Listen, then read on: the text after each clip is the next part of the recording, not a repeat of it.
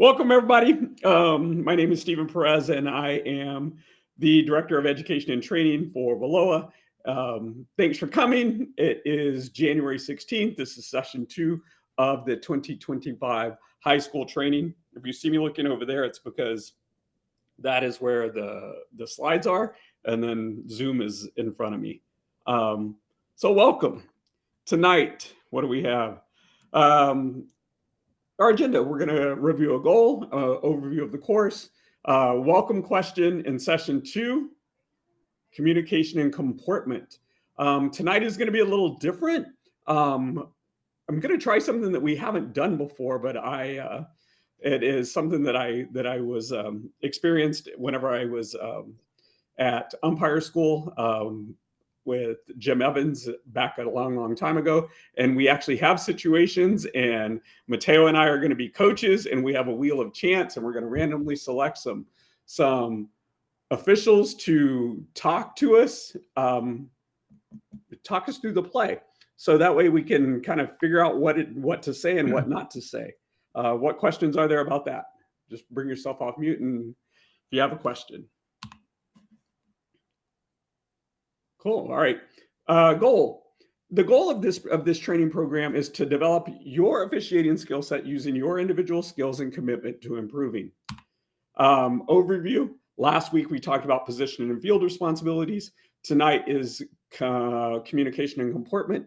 And then we're going to work on developing judgment next week. Twain said, "It's better to keep one's mouth shut, closed, and be thought a fool than to open one's mouth and be proven a fool." So my question is this, considering that, what is the dumbest thing you've ever heard a coach say?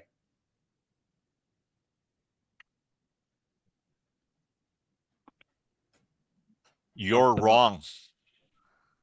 You're wrong. Who would like to share the dumbest thing they've heard a coach say? You guys are going through your life. That's the worst call ever. Something along the lines of like, he can't just push through him because he's bigger. Like he definitely can. He didn't drop his shoulder or anything. It was definitely legal. He was just angry that his little guy he's put on defense got pushed. Who else? The worst call ever.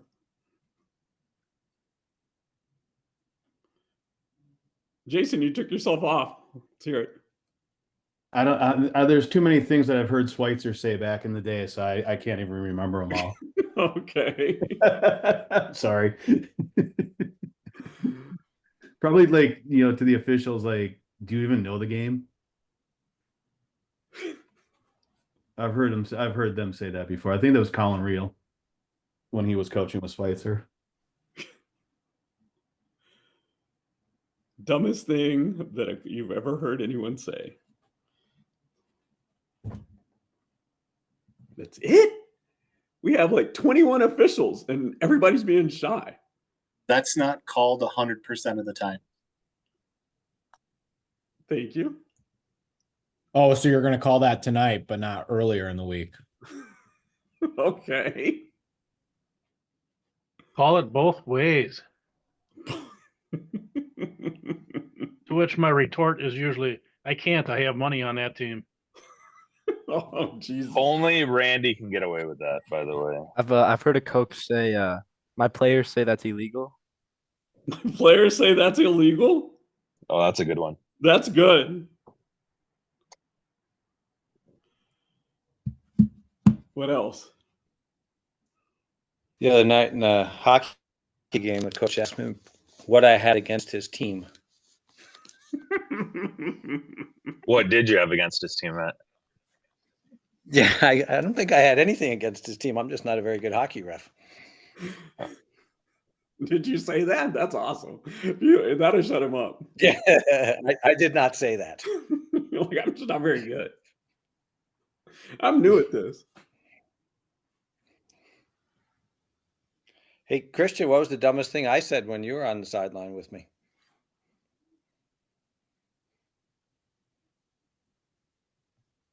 That's a hard one. You were pretty smart though. That was the problem. I think you knew the rule book better than most of the officials out there. So it was, I was just like, I guess, just be quiet. So the Yes, sir. I was question right. is, if you're just joining us, considering Twain's quote of it's better to keep one mouth closed and be thought a fool than open one mouth and be proven a fool. We're asking, what is the dumbest thing you've heard a coach say? Probably not the flat out dumbest thing, Steve, but not understanding the context. The coach is up by like 17 goals and they're wondering why. That's a push. That's a push. Like, yeah, it may be a push, coach, but you're up by 17 goals, so shut up.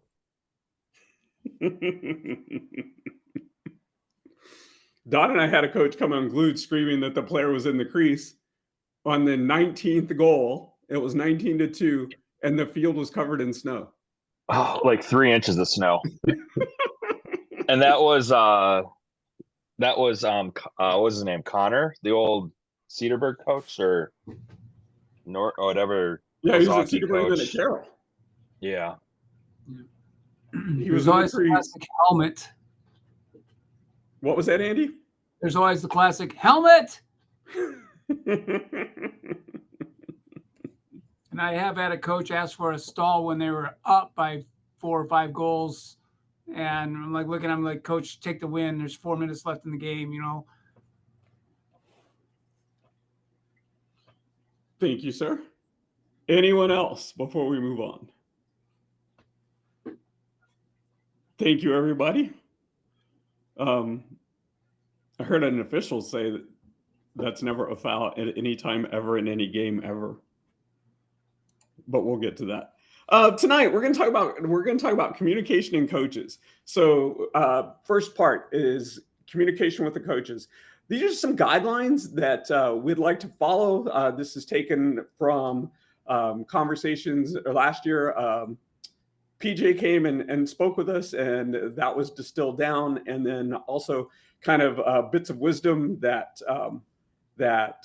I have heard and I want to share, and that other people have heard and shared with me. And so communication with coaches. There's going to be 3 A's. So I tend to think of this as the triple A's. Answer questions. It costs nothing to answer a question. Answering questions shows that you're cooperative and confident, and you could that's a good groundwork to lay that you are, I'm going to listen to you and I understand and I know the rules and I know what judgment is. And then answering questions may help the next crew. If you demonstrate that you're willing to listen and answer a coach's question, perhaps he's not going to shout out something unreasonable and ridiculous at the next game, or that the crew has to address. So the first A is answer questions. What questions or comments do you have about that? Thoughts, wisdom, share, please. As a coach, I always appreciated when officials answered questions, right? And it showed you built a better communication, you built a better rapport with the coaches, and it made things go smoother when officials were good in listening. Thank you. 2, my second A, acknowledge the coach. It costs nothing to say, I heard you and I'll get back to you, or I'll watch for it, or just repeat what he said. Hey, Steve, he's holding. Oh, okay, he's holding. And so we're acknowledging that we heard him. Acknowledging shows the coach you're listening. Acknowledging the coach also provides reassurance of his importance. And so a lot of times coaches, they don't want to be ignored. People don't want to be ignored. So just play to his ego. It's like he's an important person. The coaches are important people. We can't have games without them. And so by acknowledging him, you're sending the message that he's important and what he has to say is important. You can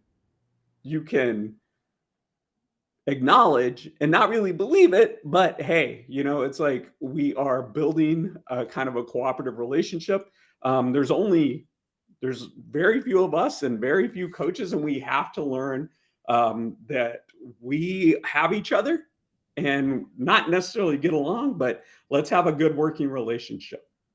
Question, comments, concerns, thoughts? are you gonna acknowledge the assistant coach if he's, saying things like that, or only the head coach? I would say only the head coach. We talked about that with last year, Logan, with PJ, and the kind of my takeaway was that assistant coaches are going to be head coaches. If the assistant coach has a question, it doesn't cost anything to answer the question. If the assistant coach has a comment, then you can address that with the head coach and remind him it's like, hey, I'll answer questions, but it's not his responsibility to comment. Right. Randy, you have a perspective on this. Can you share in the car rides we've talked about Sure. this? Like PJ said last year, I'll talk to the assistant coaches, because if they've got questions, if they're making statements, and I'll just say, hey, one day I know you want to be a head coach. Let me help you get there, and kind of teach them some decorum on the side, on the sideline there. Because and you're right, Steve. A lot of these guys who are assistants want to be head coaches, and as officials, we're going to see them as a head coach sometime. And you want to walk onto that field and saying, okay, I can work with this guy, instead of like, oh crap, here's that loudmouth assistant coach from whatever school, and you just know it's going to be a bad night from the start. Same thing I do with goalies. Make them your ally, and your game goes easy, because they'll take care of the long poles for you. Makes sense. And one of the other things, a lot of times, if you've worked other sports, there's more assistant coaches that are position coaches. And so if I, just from experience, I'm refereeing a football game and I'm struggling with the offensive line, I go to the O-line coach specifically, because those are his responsibility. And the head coach may not be aware of what it is that's happening or that's being coached in that moment. So I can certainly say, where's my position coach? If on the lacrosse field, I'll ask for the offensive coordinator. Here's what I need you guys to do. Who's the defensive coordinator? If there's that many people, position coaches then become your allies, because you are helping them stay out of the doghouse by talking to their players and trying to give them insight as to what you're seeing, and to keep them kids on the field and out of the penalty box. Comments, questions, concerns? Finally, agree to disagree, the final A. There will be differences of opinion. You will not convince him. He will not convince you. We're going to have to see each other again. So walk away amicably by agreeing to disagree. And, Mark Jameson isn't here, but he's great at that. He can walk away from a coach and, hey, everybody's smiling. It's like, oh, okay, we're agreeing to disagree. We didn't see it the same way. And so there's going to be a time in a game when you are trying to communicate with the coach, and you've reached that impasse, and let's walk away amicably by agreeing to disagree. Comments, questions, concerns, thoughts?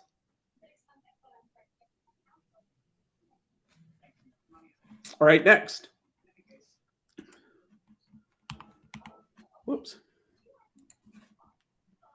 Communication within the crew. Starts with a pregame conference. We've talked about pregame conferences, and we've stressed the importance of pregame conferences. And still, this is whenever I'm observing, I rarely see officials have a pregame conference. We have given cards. We've talked about the importance. We've tried to do them. I'm at my wit's end, because once you have a good pregame with someone and you understand what's going to happen on the field, when X happens, then Y, then I get it. But I don't understand why guys, it's the same old, same old. So my question becomes, lack of time is a reality. We get there, there's traffic, you are pushing it to get there on time. What else can you do instead of meeting at the car? We have not established a protocol in this group about we will text each other. We will email each other. We will talk about this. I get frustrated whenever I'm ready to have a pregame and my partner's like, oh, same old, same old. It's like, no, that doesn't work. So the group, we need to improve in this area.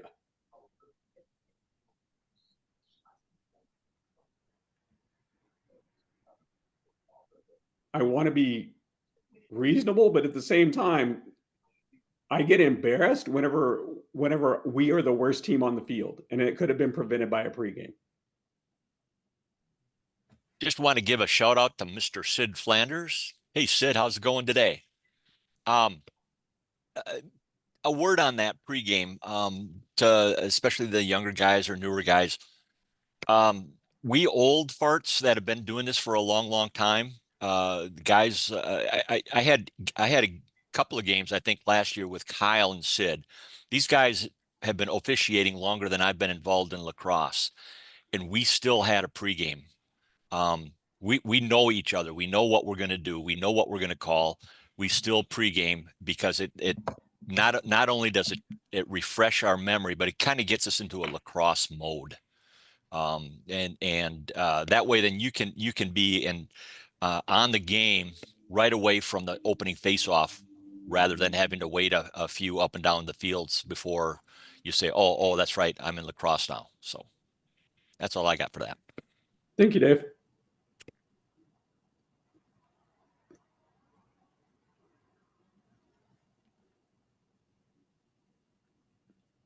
What can you commit to? So this is my task for you. What can you commit to? Is it a text message? Hey, we are working together. I will be in the parking lot at 5:15. Let's be prepared to talk about this.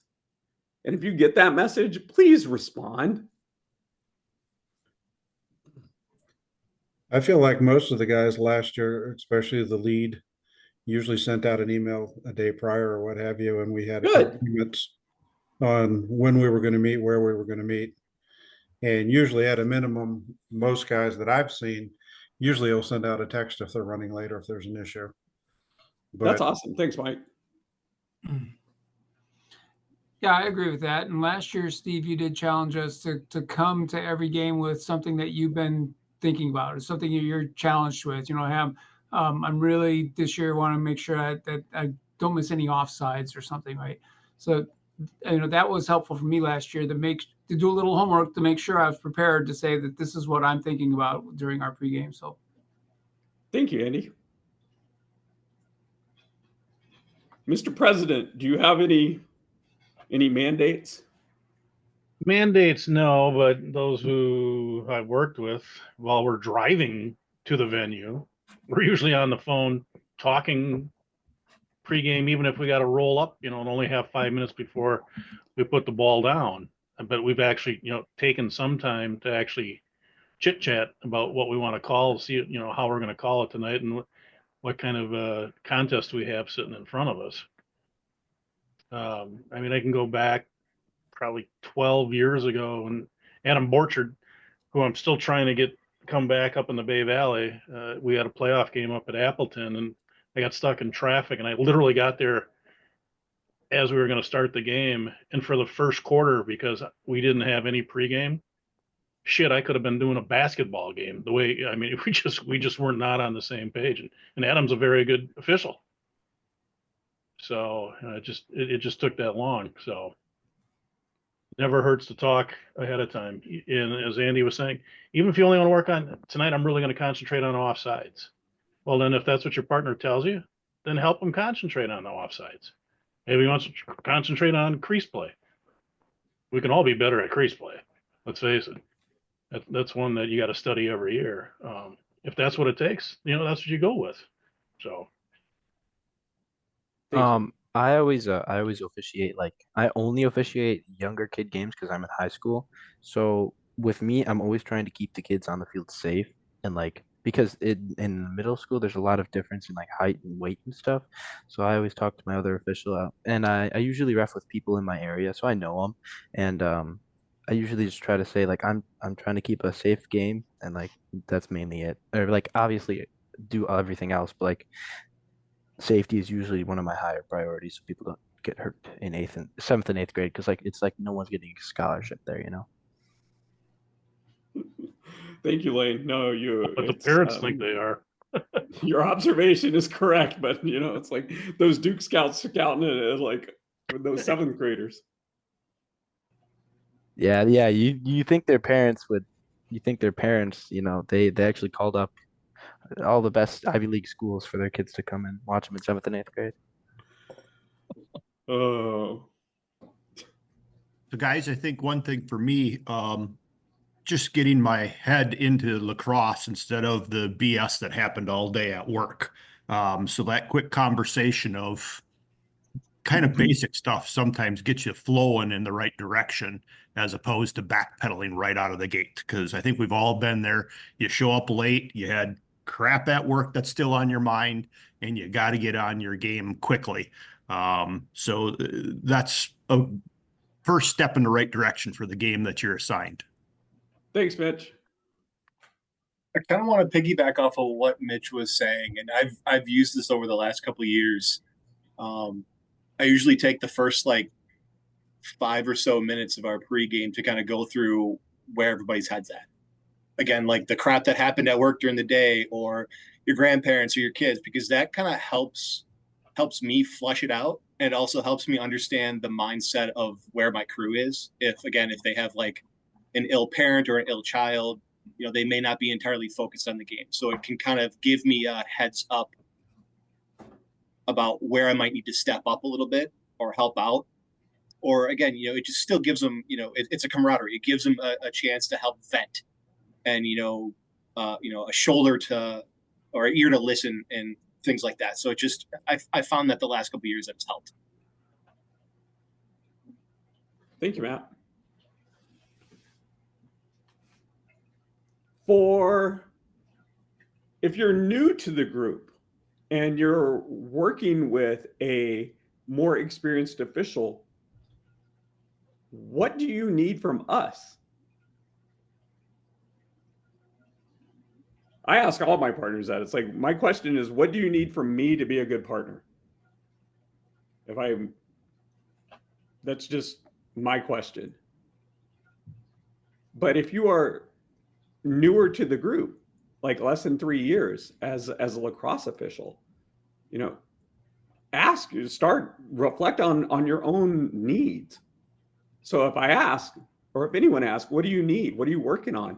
You have a good question, and then we can help assist in that development. And I would also encourage you to like pick one thing. You know, this year I want to really stay with the shooter. I want to stay with the shooter. So that's the one thing that I'm going to work on in my game is I'm going to stay with the shooter. And I know secondary to that is I got to remind myself of the differences in increased play between the outdoor game and the box game, because I'm going to screw that up my first game, because I will be in box mode. But getting there and watching film, or getting to the site early, watching film and being on the field will help. Hopefully, that's my plan, is to help with that, to help my brain recognize the difference. So, pre-game conference, thank you for that. During the game, first quarter, first time out or quarter break. First time out is sometimes kind of hard because some of us like to do our the measuring of the sticks then. But here it's the I's. We had the A's for the communicating with coaches. Now we have the I's. Quarter break. Identify the skilled and unskilled players. Who is not like the others? Who is either more skilled or less skilled? Helping identify them will tell you where the ball's going to go and how the offenses and the defenses are going to be run. So having that information, put it in your brain, and those are going to be your trouble areas. Identify the areas of coverage concern because of the play. If you have a very aggressive long pole and a highly skilled player, and the long pole wants to use his stick to slow the player down, that's going to be a coverage area of concern. As that kid moves around the field, we have to talk about how we're going to make sure that our eyes are on those two players. Or conversely, if you have an aggressive defense or an unskilled defense that's relying on a heavy or a hard-hitting game to kind of disrupt the offensive flow, how are we going to cover that? Who are we needing to keep an eye on? And identify who has been talked to. So if I talk to number 25, I got to tell my partner, I talked to 25 about this. So then my partner then doesn't talk to 25 about the same thing. And then finally we decide to throw a flag and he's already committed 4 fouls. Comments, questions, concerns, tidbits of wisdom.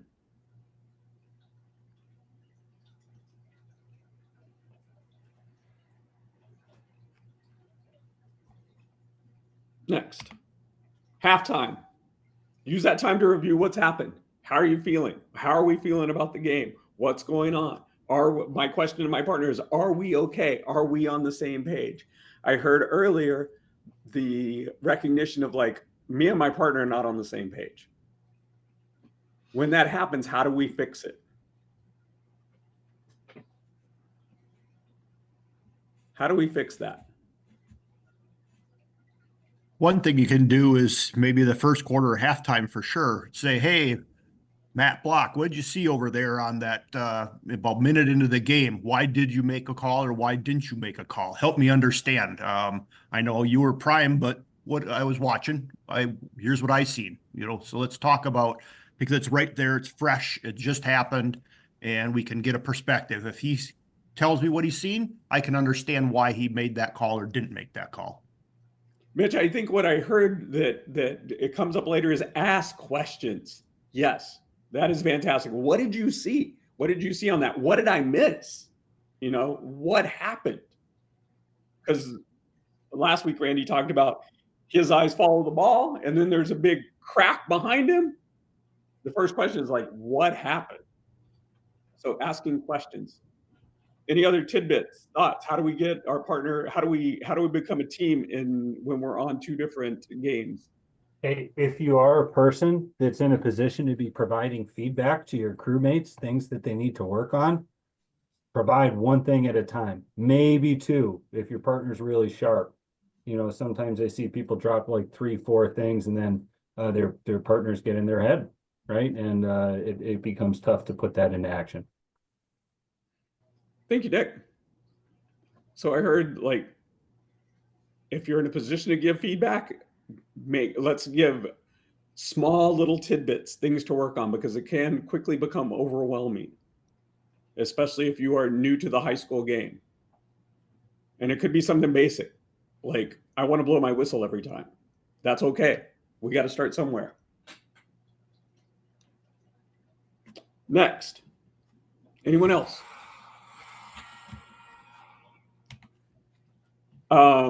Resolving differences. Sometimes we're gonna disagree with our partners. So how do we resolve those differences? What Mitch brought up was asking questions. Asking questions like, what did you see? What do you think about this? What did you think about that call? And let's base our responses on knowledge of the rules, common sense, and fair play. Positioning we talked about last week, let's put ourselves in the best position to see this.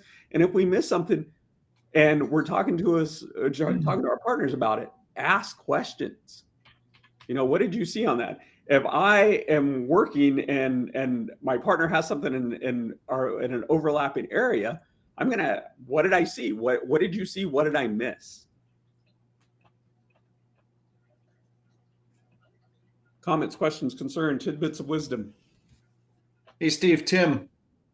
What's up, Tim?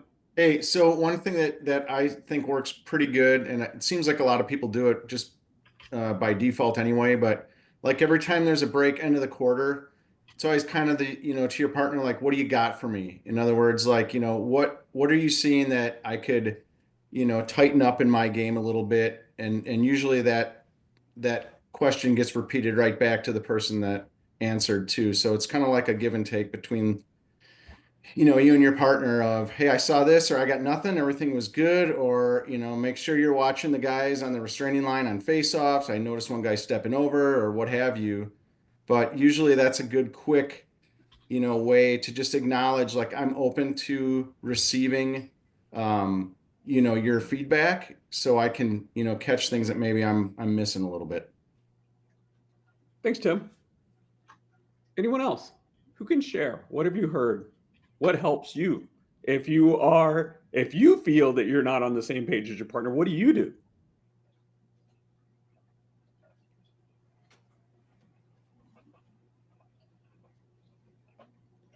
All right, so next, we're gonna do something a little different. I reflected on some plays, and there's some challenging plays with multiple things happening, and Mateo's going to spin the wheel of chance, the wheel of names, and hopefully we're going to have partner one and partner two.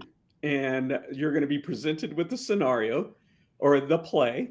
And then there's a series of questions that we are going to go through. Mateo's a coach and I'm a coach. Mateo, you want to be offense or defensive coach? I'll be the defensive coach. You want to be the defensive coach? How about, okay, so you'll be the defensive coach, or a better way to ask it is the offended team or the non-offending team? I'll be the offended team. All right. What questions are there so far? All right. So play number one. It's on the screen, and I will read it. Number 23 of the red team is in possession of the ball in the attack zone near the trail official. Number 78 of the blue team is a defensive long pole. Number 23 wants to attack the goal and is waiting for a screen to be set by his teammate, number 9.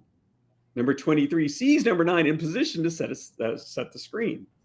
As number 23 nears number 9, number 18 slides to help number 78.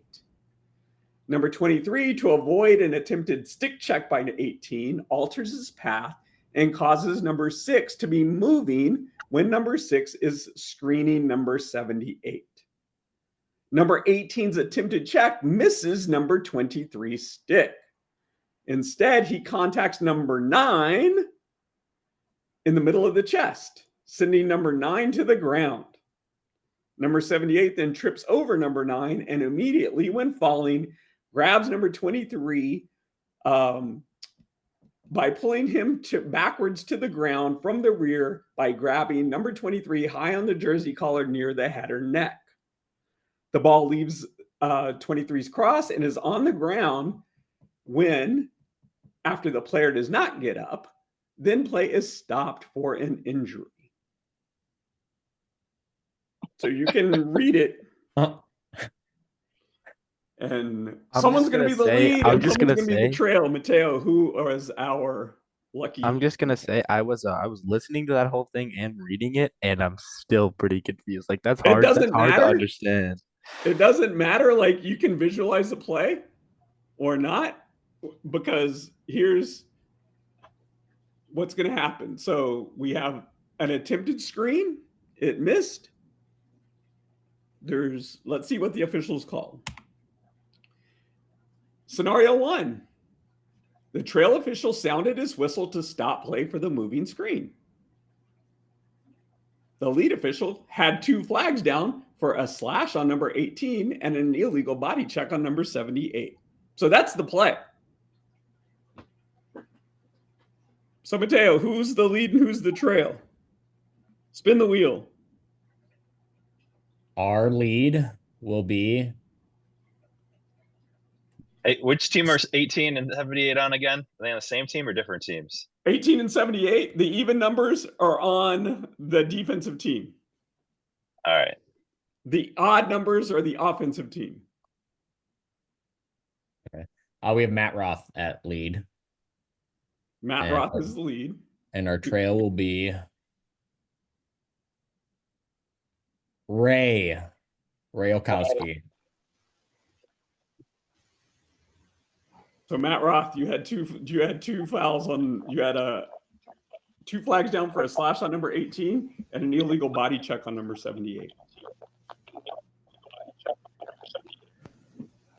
So question 1, how is this adjudicated as a live ball technical foul on the offense and 2 dead ball fouls on the defense?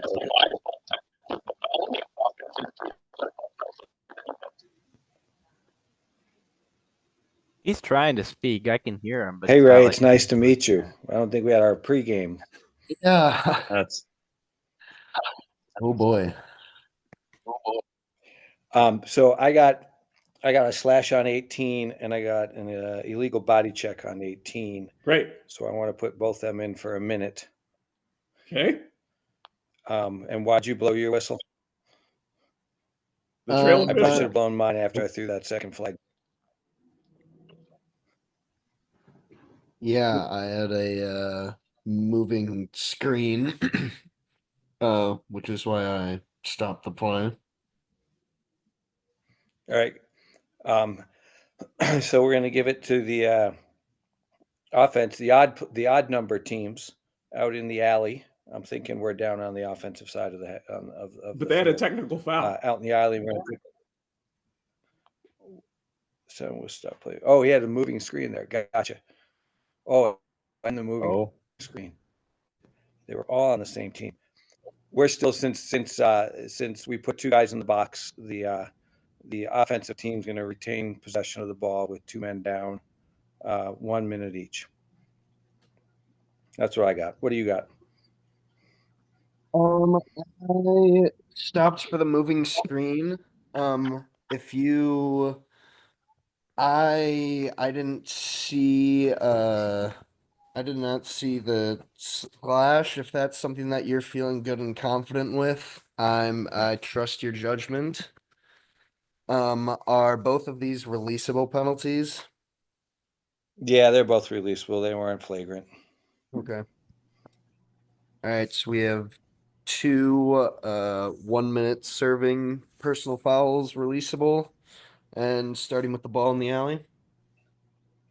Yep. Okay, so I'm the coach of the offending team.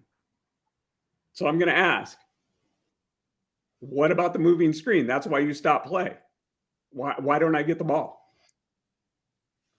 You got 2 guys in the box, so that supersedes the technical foul because you had 2 personal fouls against your team. So you're saying that because I have 2 fouls, that they get the ball? Because you had any foul, any time serving foul. Doesn't matter how many there are. But they committed a Anytime foul too. Correct. So we're going to ignore them? Yours are in the box. Nope. We're going to ignore That's them? why we stopped the play. Nope. But you stopped play because of their foul. Correct. And then we're So why going don't I to get the ball? adjudicate the When was the because we're screen? adjudicating the fouls, and your team's Steve, your when team has less players on the field because of the fouls. Steve, when was the illegal screen? Before the flags or in between the flags? He blew the whistle, and then the flags were there. So they're adjudicating it as a live ball foul and 2 dead ball fouls.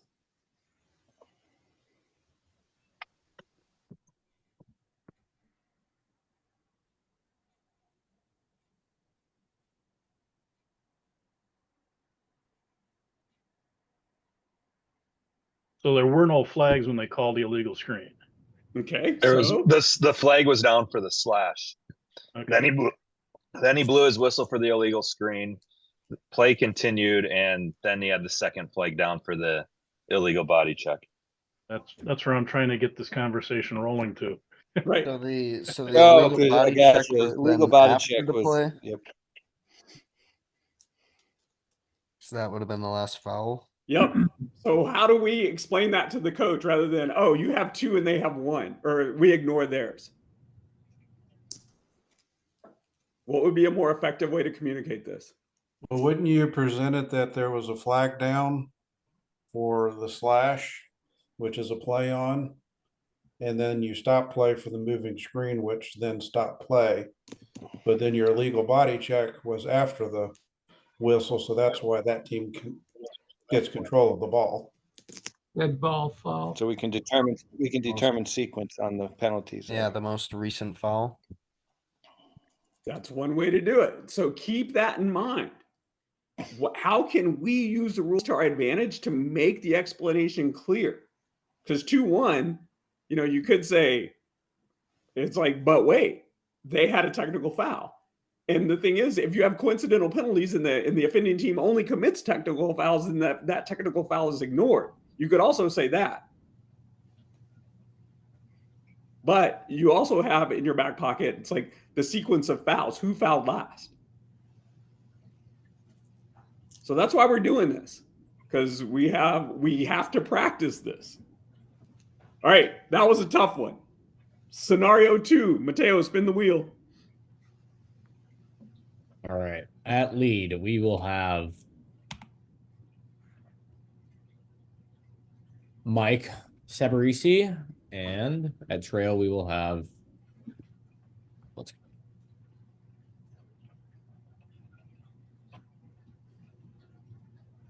Andy Shattuck.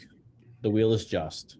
Scenario 2, the trail official does not see the movement prior to the contact, but the bench does, and the coach starts yelling about the moving screen. The trail has a flag for the contact from number 18 to number 9's chest, flag down, slow whistle. The trail sounds his whistle to stop play after number 9 trips number 78. The trail has a flag down for a hold on 78 for grabbing number 23.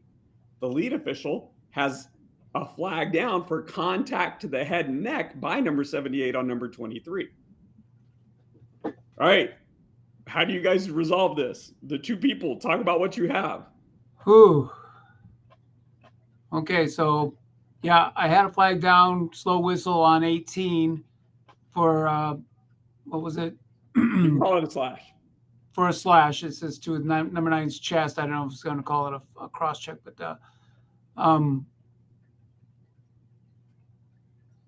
trail is a flag down, the hold 70, and there was also a hold on 78. So I had 2 flags down. Okay. So in this, what I want to push you to is you have a hold, and the lead has contact to the head and neck for grabbing 23 up high. What's that conversation going to sound like? You have 2 flags, and you're interpreting it 2 different ways. Well, we would have to get together and we would have to talk about it because we both threw a flag for something different. Same, but okay. So how does that sound, Mike? Basically, I guess we would start conversation, and I would probably, as head, ask for perspective of what he saw. Or should I be asking him? What did you see? Sure. Well, I saw the hold. I was blocked a little bit. I was screened, but if you say the hold was up around the head and neck, I'll go with you. Okay. So I would probably, with those words, since he said I didn't see from my perspective, I'm definitely going to be looking to make a call to contact the head or neck. Okay. Which I'm going to lock in now. Without seeing a video, I don't know how bad it was. So 1 minute. The description, if you don't remember, it says it grabbed him from behind and pulled him down. Okay. So in football, it'd be a horse collar. Right. I think we got to go 2 minutes, Mike. Yeah. Yeah, I would probably be leaning that way to a 2-minute lockdown. Okay. And again, we don't want to judge what you assess, but we want to practice our communication. No. So, in that conversation, we've talked about 78, but we still had contact by 18 as well. Okay. To the chest of 9. So yeah, that was a 1 minute slash. Is the way I got that. That was my flag. Okay. So we would adjudicate that appropriately as a 1 minute slash. And then we still had 9 on 8 or 78. Sorry, trying to follow this. Right. So what I heard was you had 78 for the contact for the head and neck, 2 minutes locked. Yep. And then you had a you had a flag down slow whistle on number 18 for the slash. Yep. But and the whistle stopped after number 9 tripped number 78. Yep. So I guess we would also have number 9 for tripping. Okay. So what is the on-field strength? What are you going to tell the offending team? How many players hey, Mike, how many players do I have?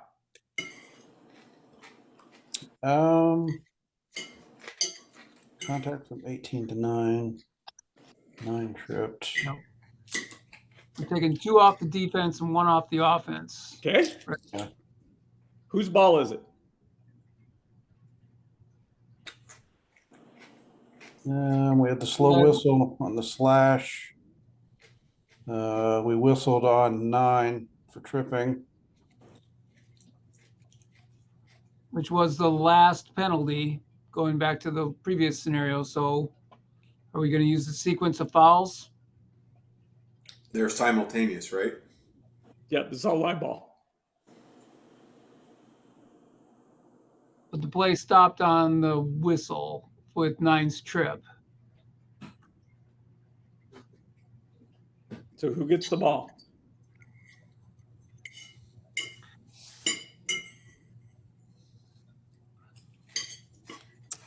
Can't say I can't put it into words, but I feel like it should go to the offense. I got 2 Because why? fouls, both time serving.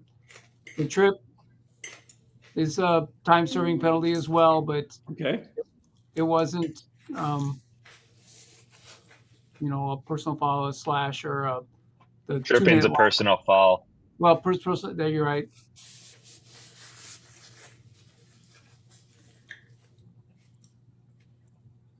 To anybody on the call, who gets the ball? How are we restarting?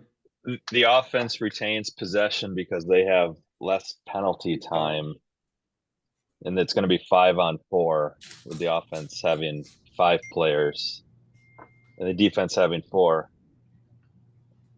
They're going to be locked in for a minute, right?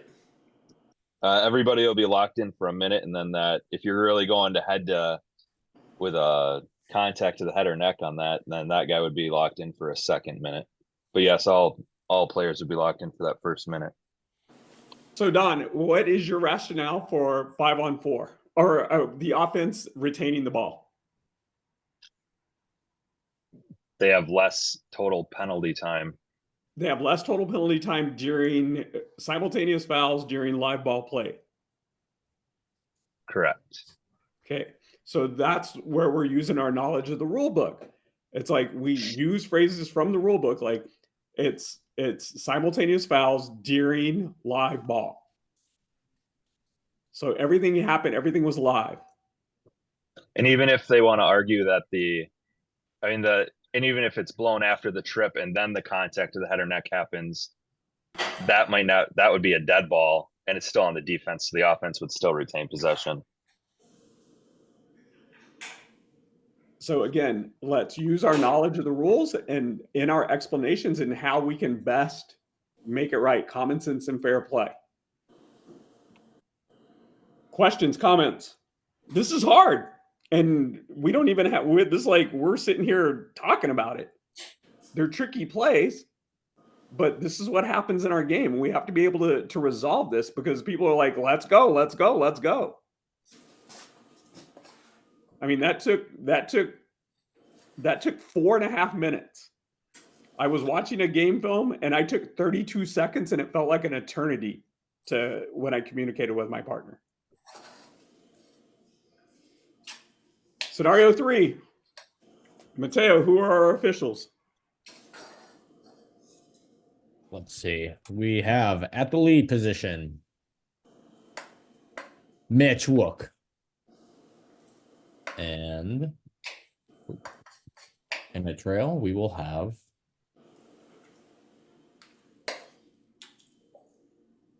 Jason Ells.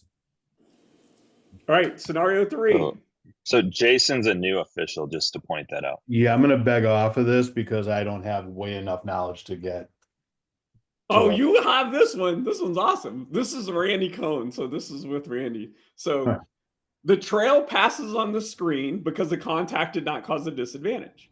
There is no call on the contact made on the attempted check because neither official saw it as they were focusing on the screen and the attacker. Number 78's tripping was part of the game, so there was no stoppage, and number 78's grabbing number 23 occurred because number 78 was off balance and accidentally reached out with no intent, so there was no foul call by the officials. Both coaches are upset and request conversations with the officials. What do you say to the coach of the offensive team? What do you say to the coach of the defensive team? How do you restart play?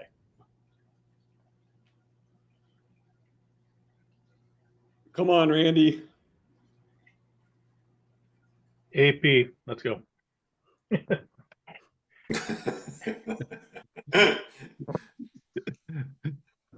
That's a nothing.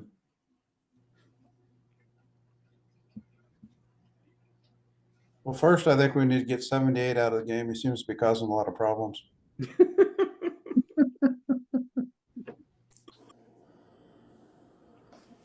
So we have a player injured. We have a player down on the ground. We have no call. We have lots of like miscellaneous contact, and we have no fouls. It happens in a game. What do we say to the coaches when they're upset? What do you say?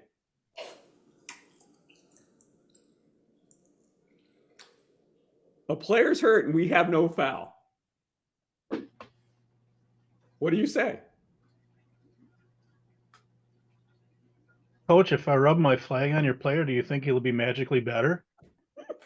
You can say that, but some of us can't.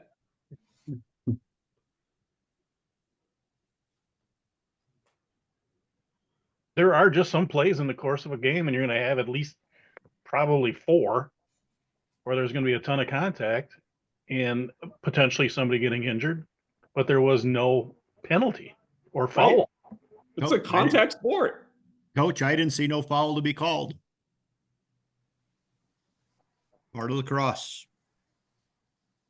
He got stick. And yeah, and Mitch, my caution with I didn't see that it. and move on I with the didn't play. see a foul to be called. Whenever you admit you didn't see it, they could pick that up. Okay. You know, again, going back to your point earlier of Coach, what did you see? Or Coach, are you asking what I saw? I would say something along the lines of like it was an accident, like he didn't mean to, like, so there's no, even though somebody is hurt, there was no like foul or anything that happened like that was intentional. So I would say it was like a freak accident almost. So like, I mean, it is still a contact sport. Players can't expect to, play tennis on the field and not get touched at all. So it is still, it happens, right? It's just an accident. It happens. And if I'm a frustrated coach, I'm gonna say, well, you need to call something and get this game under control. I can't control each individual player and what their movements are. It's not like I don't have a controller over the players. If anybody needs to get the game under control, it would be you controlling the players and making sure they don't trip over each other. Communication on your defense. So now you're making fun of my players. Your players tripped and fell and grabbed onto another player while he was falling. It's a freak accident. It's nobody's fault. How do you know it was an accident? Because he tripped and fell. Because he's clumsy. I mean, like it's just now you're calling my player clumsy. I mean, hey, it might be true. I don't know. I'm not in the game. But like, I'm doing this, Lane, because again, we get ourselves in trouble by making statements. Yep, for sure. Would this be a good spot where you can put in my opinion, the player was tripping unintentionally and accidentally? Instead of opinion, you could say, in my judgment, or in my judgment, I saw this. But then whenever we start admitting things without a question, we are giving ammunition to the coach. If a coach is asking for something, I will ask him what I go Socrates on him. Be like, what is it that you saw? What would you like me to call? You want me to call a slash? Why should I call a slash? What did you see? What is the definition of a slash? And then they get frustrated. Yeah, Steve, I'd like to point out 2 things that you have said in this conversation. Is number 1, use the rule book, and then number 2, in my judgment, because as soon as you use that term, and they question it, then you can ask them, are you questioning my judgment? And if they know the rule book, then they know that if they say yes, that's an automatic flag. So there you go. Yeah. So, I mean, when we start talking, we're just giving ammunition, and our words will be used against us. Hey, Why'd you Steve? call my player clumsy? Hey, So, Steve? so in that scenario, I should ask the coach what he wants me to call and why he wants me to call it, correct? Right. Okay, That's better. fantastic. Yeah, all right. You know, and he's like, oh, well, what did you want me to call? I want you to call a slash. Well, the definition of a slash wasn't met. I can't call that. Hey, Steve? Yep. Yeah, that's good feedback from you and Dave. The only thing I would add to that, this sounds a lot like courtroom testimony training. Yes, it is. But I try to avoid predicting intent on players because that will always get me into trouble. So I'm looking at your screen for the scenario here, and your first question was, well, what would you say? How would you answer these questions? And I would literally answer it just as you guys were saying, is this is what in my judgment, I saw this. And I would stay away from it was an accident or he meant it or he didn't mean it, because then you're kind of trying to get in the head of a player, which is a scary thing to do. So Thank you, Mark. That's why we're doing this. I mean, because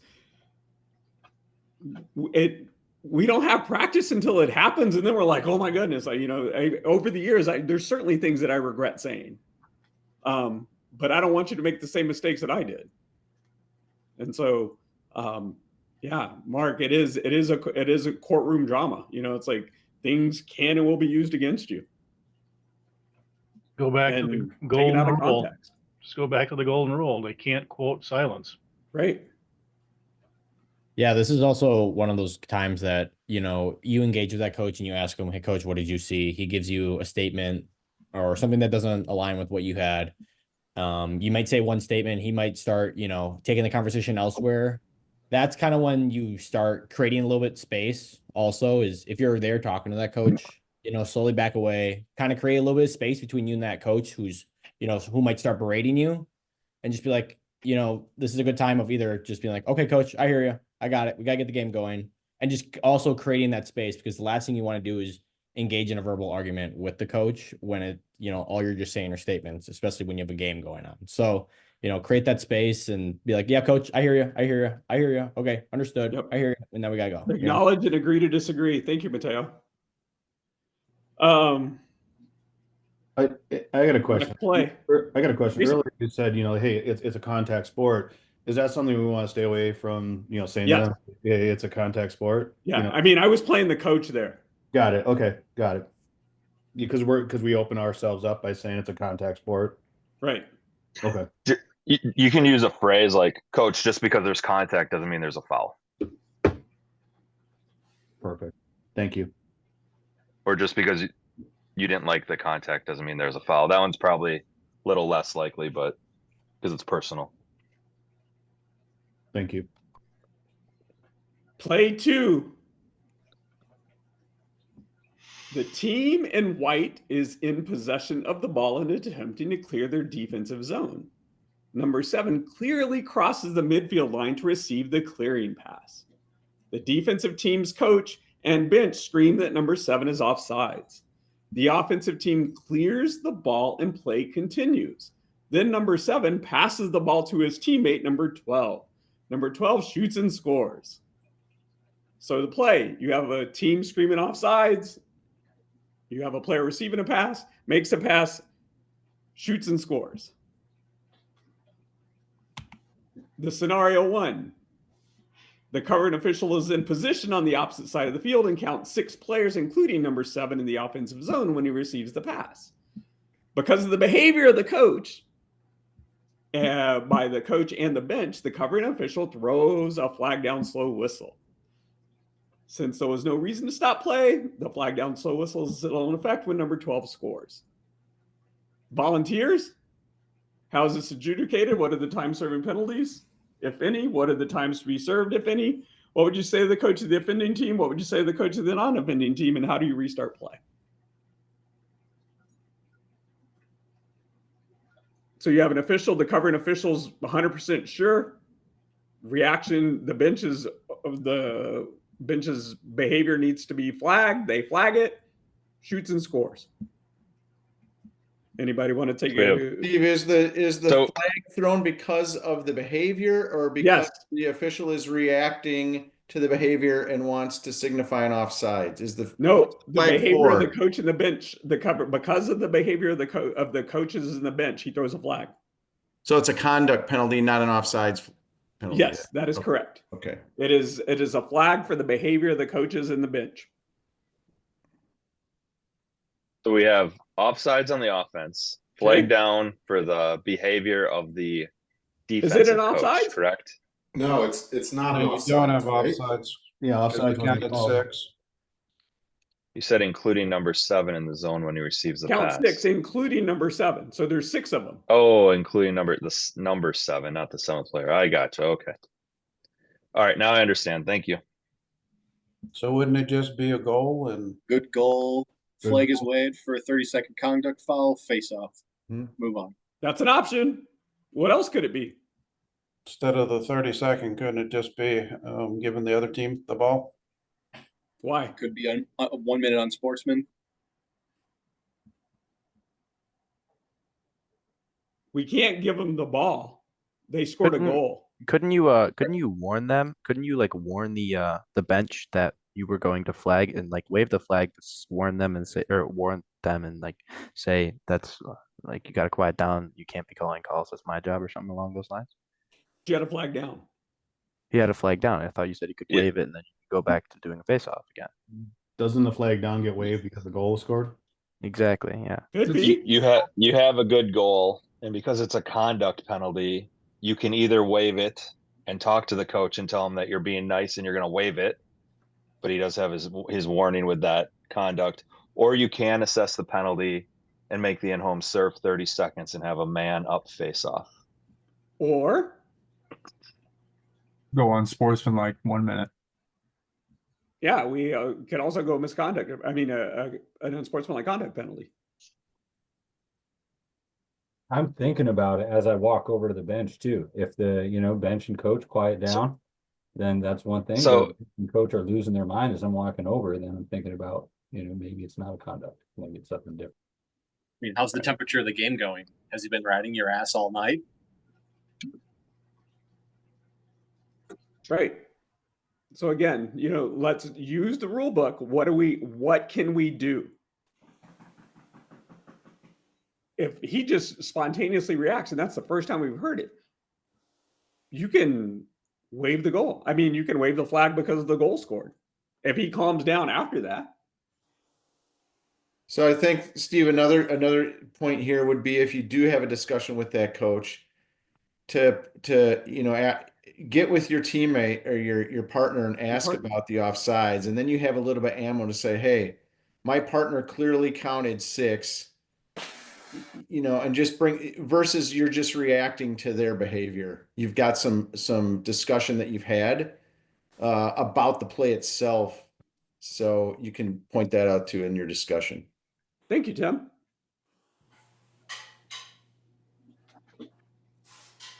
So what I heard was, let's talk about it. Let's choose, know the rules. What is the temperature of the game? Assess, know your options so you can assess what would be common sense and fair play. Scenario 2 gets a little more complicated. The covering official is in position on the opposite side of the field, but is screened and does not see number 7 cross the line. Yet he is sure that the offensive team had 6 players in the zone, as he had counted 5 before he was screened, and there is no player close to the line or in the sub box. The defensive coach sees that the covering official is screened and starts yelling offsides, and nobody saw it. The transition official sees that his partner was screened and throws his flag without counting and blows his whistle. Because of the delay in recognition, as the transition official blows his whistle, number 12 shoots and scores. What is the conversation, if any, between the officials? Is there an inadvertent whistle? Was there offsides? What do you say to the offensive team if a goal is taken away? What do you say to the defensive team about the perceived offsides? What do you say to the coach about his behavior?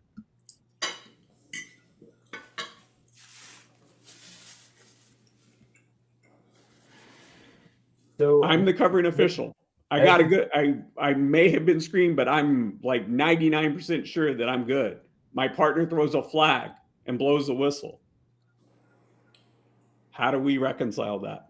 I think your first bullet point's the right one. You got to have a conversation between the two officials to start and kind of figure out who saw what. Because if the other official didn't see it, couldn't count it, and couldn't verify it, then how can you continue on with calling an offsides? What does that conversation sound like, Jason? What do you have? What do you have? Okay. What do you see? What do you have? Okay. Did you have a seventh guy over the line, right? I had 6. Did you count? Well, I would ask my partner what the flag was for, because in my opinion, if that's for offsides, it should just be give the ball to the other team. Let's get going. But right? you're taking away a goal. Well, it's the offensive team that was offsides, right? So technical foul, the offensive team having the ball, you switch it over, give the defense the ball. Why would there be an inadvertent whistle? But if my partner said that he had offsides, then you got to go with the offsides. But he blew his whistle without being sure. Yeah, I think you have a discussion and you say, I was screened for a second, but I am very sure there was not an offsides, and we should not have stopped. That's an inadvertent flag. The offensive team does not score a goal, and they retain possession. So I'm the defensive coach, and I say, hey, Mike, what do you got on that? We had an inadvertent whistle. There was no offsides. How do you know? I know. Okay. I saw it. I was 5 before, saw the 6th person. I was screened for a second, but there was not a 7th person around. There was no offsides. So there's no offsides. Who gets the ball? I got to set my defense. Am I on offense or on defense? You are I'm the defensive coach right now. I'm the offended team coach. It's an inadvertent whistle, so the team with possession retains possession. Okay. Thank you. Tips, tricks, anyone else? You might want to tell what the about coach. the offensive coach? You took away my goal. I don't think there's a good way to apologize for that. Wasn't what the are you gonna goal? say? Wait, I have a question. Wasn't the goal shot after you blew the whistle? Correct. Yeah.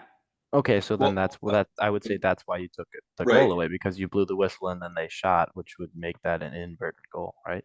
Right, but you still took away a goal. But We scored. they shot. Yeah, but you shot after I blew my whistle, which stops You the didn't need to game. blow the whistle. But whistle Doesn't matter. The whistle is changed, isn't it? Yeah, whistle's blown, play's dead. Yeah. But you guys messed up. Doesn't matter. Yeah, the whistle should have stopped the play. Yep. But it wasn't offside. You just take the hit. You got to take the hit in that situation. Yeah. Be like, coach, we screwed up. We can't do anything about your goal. It's still your possession. We're moving on. Yep. Yeah, the possession is the best thing we could do. And then Steve, I was going to comment for going back to when you're talking to the defensive coach, when he's arguing that they were offsides. Be like, coach, I can't have you over here yelling offsides and trying to influence our decisions. Okay. Yep. Just Because point that out also. Going to Dave's point, knowing the rules, they cannot disagree or vociferously demonstrate any disagreement or trying to influence you. So that's in the rules. So know your rules. And you could ask a question. Are you attempting, by doing that, are you attempting to influence my decision? That's unsportsmanlike conduct.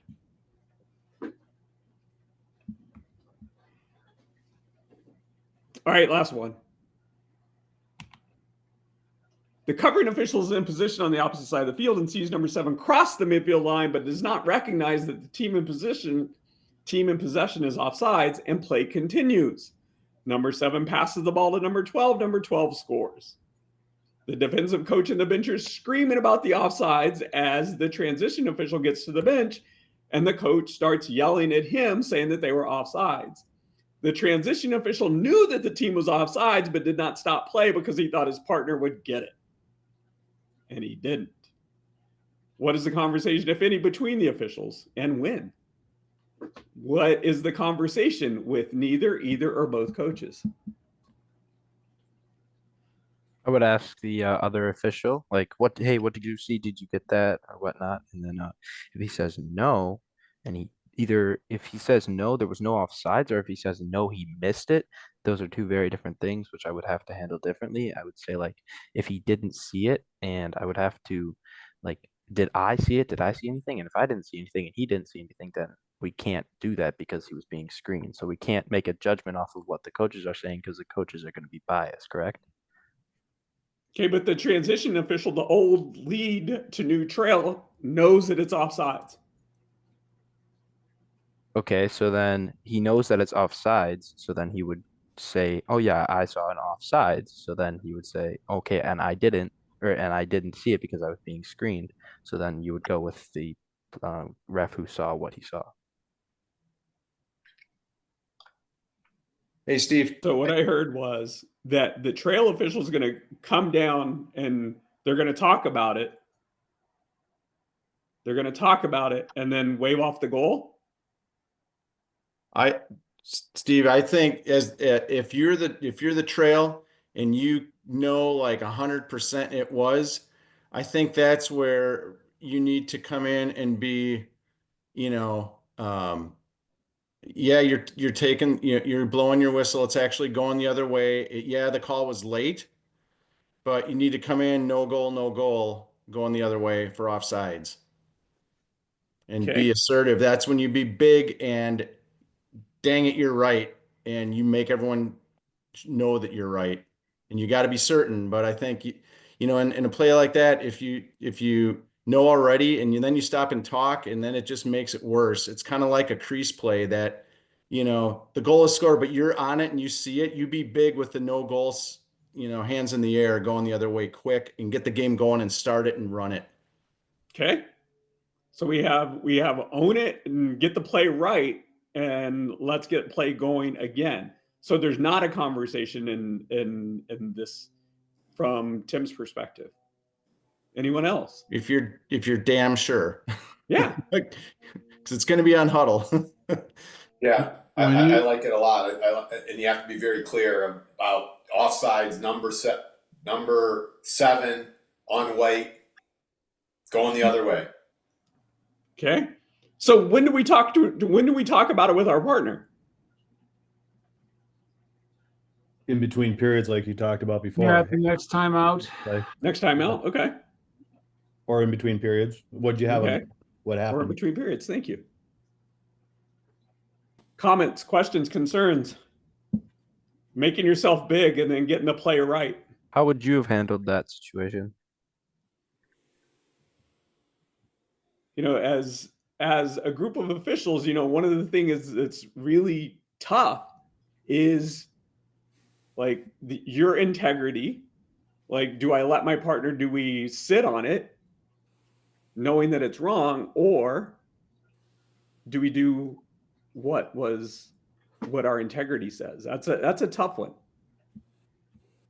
Steve, we had a situation like this last year, only it was a crease situation. Okay. Where we were in a 3-man and the lead had a goal. I was single and I had a crease violation. It was kind of a bang bang kind of a situation. And the hands went up and the goal went on the board right away. And the 3 of us got together and talked. And I said, I had a crease. And he had the whistle blown and his hands up before I could get in and say something. But we got together, talked right away, and went to the coach and said, we had a crease violation on that. That should not have been a goal. And thankfully he was good about it.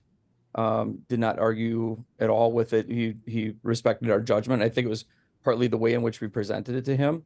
Okay. And that seemed to, we were definitely confident. You know, I know what I saw. I know what I should have blown sooner on it, but you know, we talked about it as a crew, and we got it right. And I think that was the big thing. Yeah. Yeah. I mean, from experience, I know that it doesn't feel good to have that delay. Well, it's horrible. but It's horrible. We do I get mean, it right. Yeah, it makes you look awkward.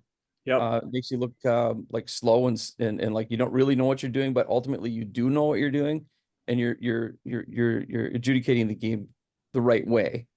And it's a fast game, and mistakes are going to be made, and you do your best to kind of feather through those kind of mistakes that are pretty big, and again, then you talk about it as a crew afterwards, and make sure you're on the right page again, and we're checking with each other maybe before the hands go up, or it was just a really quick play, and but we got it right, but it just was clunky. Yeah, thanks for sharing. Appreciate the honesty.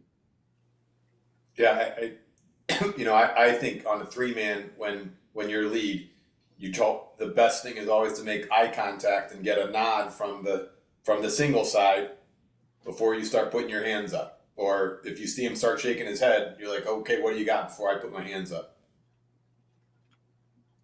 It's great advice. Good reminder.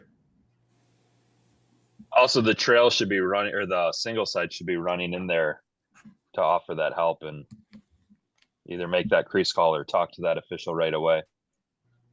So that way it looks like you're both on it and you're not delaying that conversation.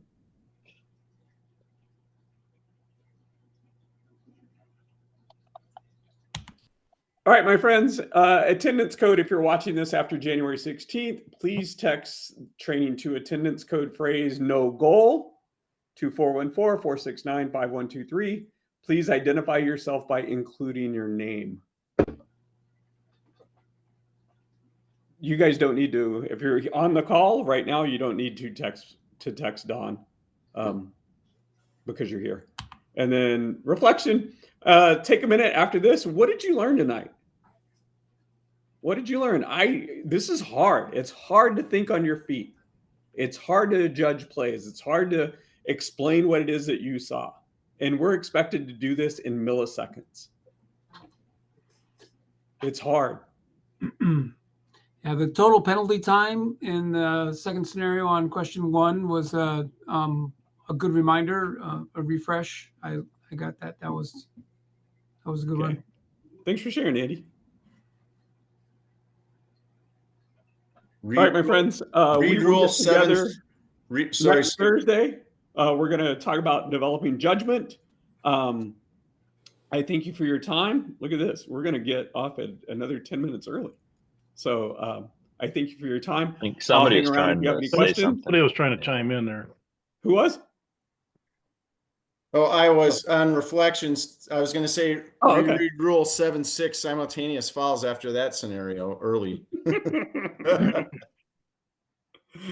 Oh, thank you. 7-6. I know it's like knowing the rules, man. What does the rule book say? I was, another official reminded me, he was like, just what does the rule book say? What does the rule book say? And then just let's parse that down into less than 10-word explanations, and you put yourself in a pretty good position to be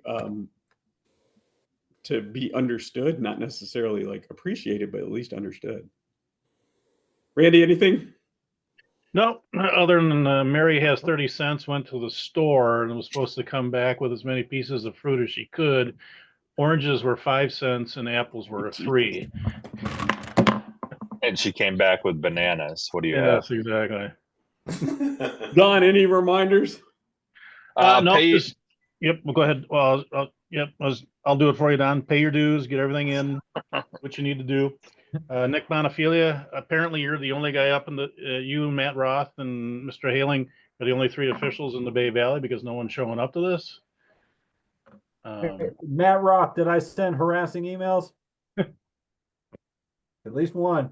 You guys will be busy this year then, apparently. Well, I know Tim Hocken is a hockey official. Okay. They're pretty busy on Tuesday, Thursday nights. And then Travis is also a hockey coach. And I don't know if they have a game tonight. So Yeah, a couple of those guys, they did let me know, and they texted their eye black or head contact to me. And Lane, where do you go to school? I go to school at Oconomowoc High School. Okay, well, that's what I thought. Yep. Oh, I feel like I'm learning from the high school refs, and I mean I am, but I mean like this is definitely a step up from what I like usually do, because usually the refs are super understanding where I'm from, and they also like want to work with me. They don't like they want the game to be safer over like being, oh my God, if this doesn't happen, my player's not going to get into college. So it's definitely different. I don't mind. It's just a different perspective. It's definitely a lot more serious. But like I don't mind. It's definitely an experience though. Yeah, thanks for sharing. For sure. All right, boys. Thank you for your time. Have a good evening. Stay safe. Stay warm. We're gonna freeze our balls off this next week. And that's all I got. Have a good one, gents. Thank you. you. Have a good night. Adios. Thanks, Steve.